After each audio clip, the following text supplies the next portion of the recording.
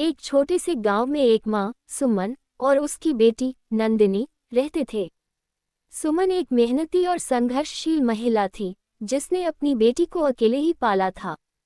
नंदिनी सुमन की आंखों का तारा थी और सुमन ने उसे हर वो खुशी दी जो वह दे सकती थी। नंदिनी बचपन से ही बहुत समझदार और होशियार थी।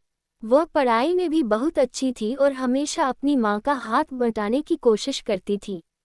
सुमन की एक ही ख्वाहिश थी कि उसकी बेटी अच्छी पढ़ाई करे और जीवन में सफल हो। सुमन हर दिन खेतों में काम करती, लोगों के कपड़े सिलती और दिन रात मेहनत करती थी ताकि नंदिनी की पढ़ाई में कोई कमी न हो।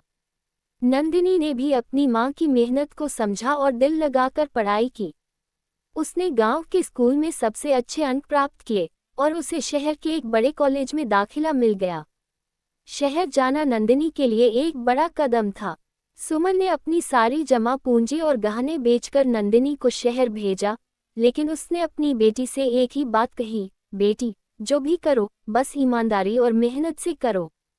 तुम्हारी माँ हमेशा तुम्हारे साथ है। शहर में नंदिनी ने कॉलेज की पढ़ाई शुरू की।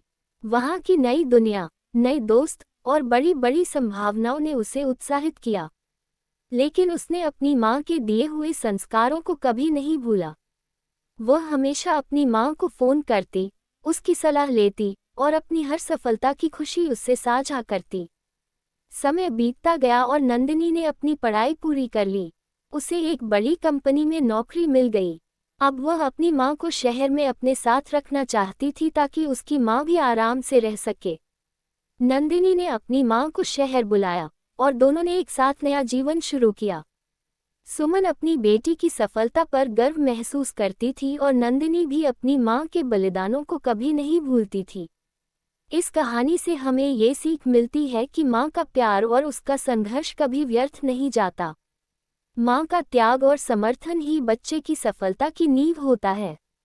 साथ ही, जब बच्चे अपने माता पिता का सम्मान और प्यार करते हैं, तो वे जीवन में सच्ची खुशियों का अनुभव कर पाते हैं।